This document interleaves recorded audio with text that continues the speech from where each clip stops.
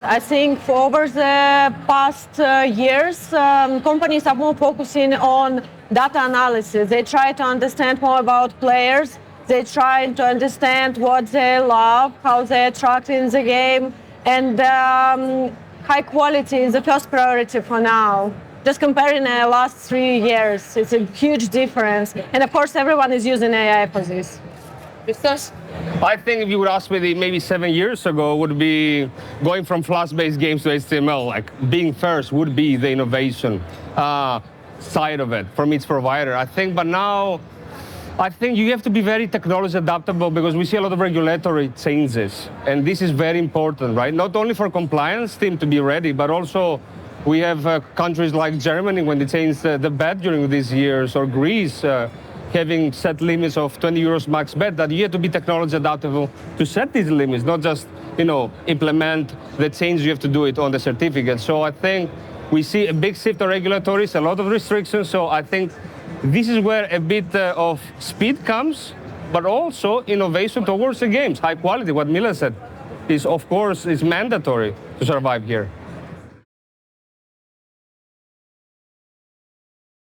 I would say it's partnership death. Because exclusivity, of course, all operators want exclusivity, right? Who doesn't want an exclusivity on high quality content, especially?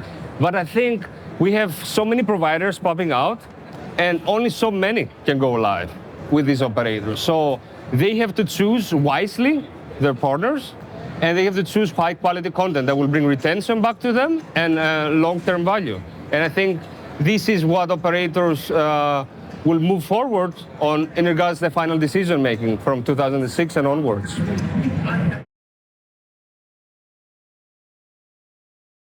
I would say that it's everything about balance. So we need to find the right balance between hiring new people, using a new technology, to combine everything, to start new processes, just everyone to go smoothly. We cannot avoid to hire new people, and we cannot avoid just not to use some new technology, for example, AI, which is popular, but everything is in the right balance. It should be something on between. We never ever will find some silver bullet how to balance it well, but we need to try.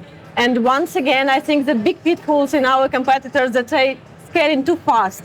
And that's why in the end of the day, they have a poor quality product and we have a good one. So this is something which is different between us and our competitors also.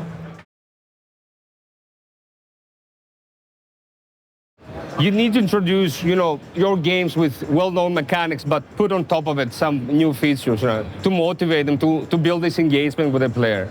But I think also tools are quite important, because you have a tournament and free spins versus just a simple game mechanic of a player investing 50 cents is a whole big difference, right?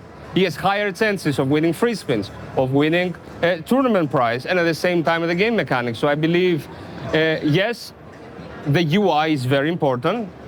Number two, very important, is the game mechanics, and combine all these on delivering a high quality outcome.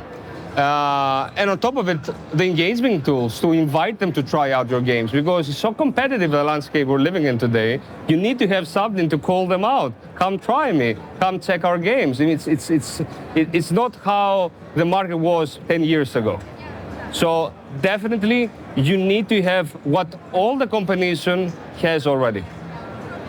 Yeah, I would agree that this is a combination of everything. So it's not enough just to have a nice mechanic, a nice mess. You also need to have a nice sound. You need to have a nice pictures, a nice user experience, because our team also is spending a lot of hours playing in our game, and you need to feel the potential in this game. It's not something like you just spend 1 hour. You need to spend a lot of hours. And of course, we are also doing it, researching our competitors. We try to find out something new, tweaks here and there, and everything about balance. So you should have all of it in one product, and it's not so easy actually to do.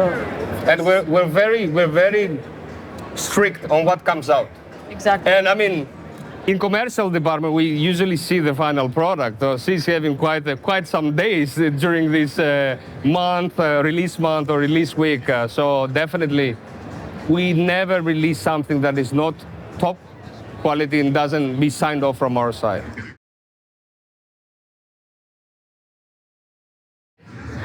Yes, this is becoming very tricky.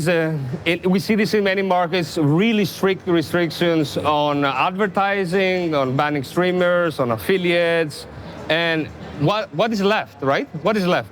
The casino lobby, right? So what do you have to do? If you have high quality game, then you have to build a great relationship and an exceptional relationship with your clients to help them and improve what you can from your side, listen to their needs, and be there for them. Of course, on top of that, you always need to have a high quality game. Otherwise, they will promote you maybe for a week or month if you're the top salesperson. But the next day, if they don't have a retention of this positioning, they won't come back to you. So definitely, you have to be really careful of how you treat your clients.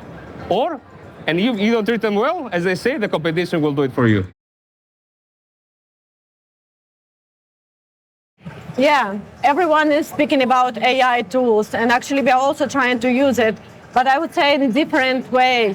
So first of all, we use it to understand, analyze our data, to make some prediction, what our customers prefer, what they like most, what they don't like. So, and of course, in these predictions, we are also using real data. So we try to combine this prediction and real situation and to analyze everything.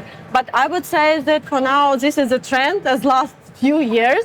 But anyway, we're still using our own analytics by human who has, open mindset and try somehow to help us also with this. So this is important trend. Of course, we are following it, but this is not just, once again, a silver bullet which will fix all our issues.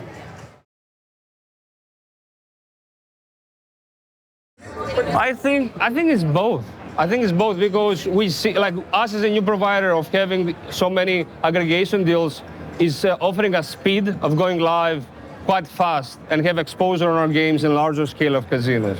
But at the same time, there are some markets, some niche markets that we want to go direct because also on the technical side of things, it's not always good to go through a platform or an aggregator live with a specific casino. And sometimes you have to go in that niche market directly with a partner because also you have some restrictions with the communication. And as we said before, I think the human interaction is what makes us human. Right? AI is good on a lot of aspects, but this is why we're coming to these events, right? To interact face-to-face, because it's a different feeling face-to-face running behind the camera. So I think, yes, we see larger ecosystems of assisting providers of going live faster, but also there are some niche markets that you have to go direct, and it might take slower to go live, but it's the right path to follow.